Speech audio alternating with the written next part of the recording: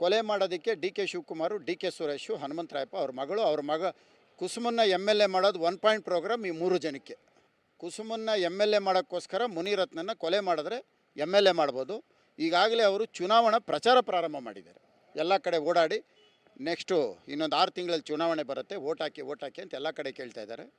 ಇದು ಎಲ್ಲರಿಗೂ ಗೊತ್ತಿರೋವಂಥ ವಿಷಯನೇ. ಭಾಳಷ್ಟು ಇವರು 3 ಜನ ಒಂದಾಗಿ ಅದರಲ್ಲಿ ಪ್ರಮುಖ ನನ್ನ ಕೊಲೆಗೆ ಸಂಚು ಮಾಡ್ತಾ ಇರೋಂಥದ್ದು ಪ್ರಮುಖ ವ್ಯಕ್ತಿ D K Shivakumar, D K Suresh, Hanumantharayappa, ಕುಸುಮನ್ MLA ಮಾಡೋಕ್ಕೆ ಅನುಕಂಪ ಗಿಟ್ಸೋಂಗಿದ್ರೆ 6 ತಿಂಗಳಿಂದ ಗನ್ಮ್ಯಾನ್ ಕೊಡ್ತಾ ಇಲ್ವಲ್ಲ.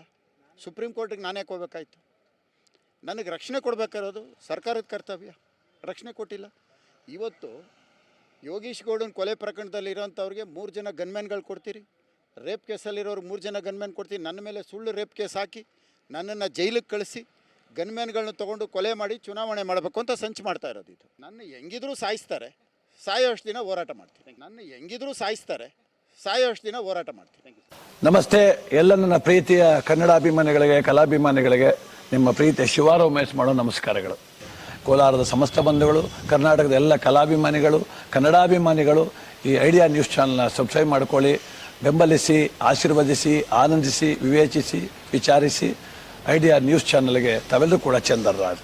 ಧನ್ಯವಾದ.